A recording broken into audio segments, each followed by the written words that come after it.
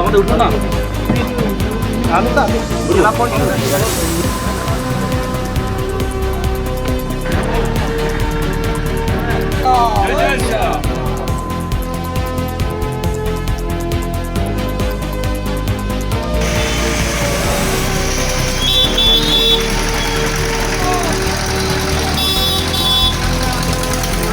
Incoming call.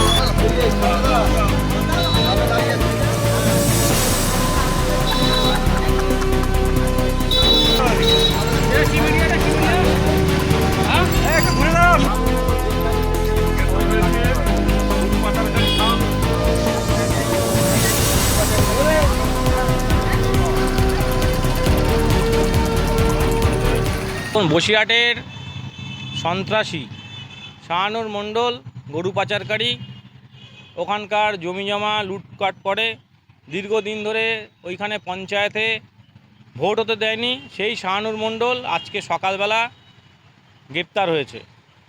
আমরা দীর্ঘদিন ধরে এই প্রচেষ্টা চালাচ্ছি দুর্নীতির বিরুদ্ধে।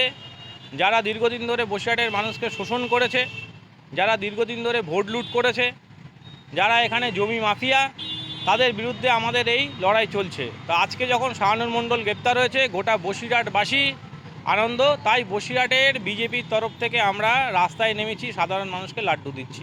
সেই সময়তে এরা নিজেদেরকে সব প্রধানমন্ত্রী ভাবতো, যে যা করব সেটাই মনে হয় শেষ কথা। কিন্তু আজকে দেখুন হাতে লকআপে ঢুকে গেছে, হাতে হাতকড়া পরে এখন একেবারে শান্তশিষ্ট লোকের মতো বসে আছে হাসনাবাদ থানায়। হ্যাঁ, কিছুক্ষণ পরে কোর্টে তোলা হবে। তো যারা এই ধরনের কাজের সঙ্গে যুক্ত ছিলেন তারা সবাই সাবধান হয়ে যান। এখন সবে একটা উইকেট পড়া শুরু হয়েছে, ধীরে ধীরে গোটা টিমই ভেতরে ঢুকে যাবে। এ তো দেখুন তৃণমূলের যারা যত বেশি লুটপাট করতে পারবে, যারা কালেকশন করে অভিষেক ব্যানার্জির কাছে পাঠাবে, তো তারাই বড় বড় পদ পাবে। ছিল একটা ভ্যান চালক, সেখান থেকে আজকে হচ্ছে জেলা পরিষদের কর্মাধ্যক্ষ। তো এমনি এমনি তো হয়নি, সব কালেকশনের ওপরে পাঠিয়েছে। তাই আজকে অভিষেক ব্যানার্জি সভা করেছিল, অভিষেক ব্যানার্জি সেখানে এসে বড় বড় কথা বলেছিল যে 4 তারিখের পরে বসিরহাটে আর বিজেপির ঝান্ডা ধরার লোক পাওয়া যাবে না। আমাকে ব্যক্তিগত আক্রমণ করে বলেছিল যে আমাকে মাছ বাজারে বসাবে। এখন তার নিজেরই কোনো জায়গা নেই, বাড়ির থেকে বেরোনোর ক্ষমতা নেই। তো যারা যারা দুর্নীতি করবে তাদের অবস্থা এরকমই হবে।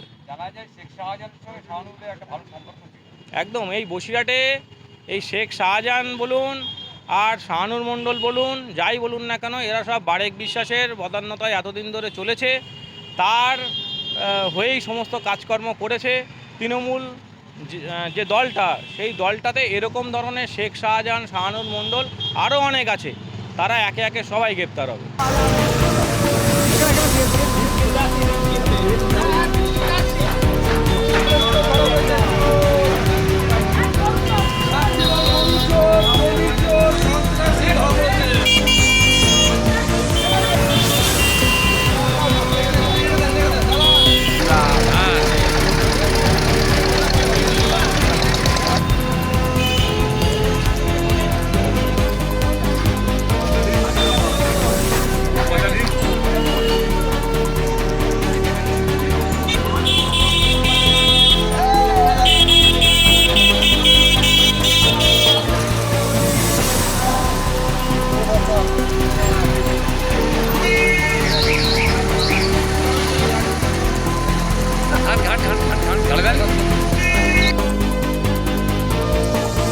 ফলো করুন সংবাদ প্রতিদিন ডিজিটাল।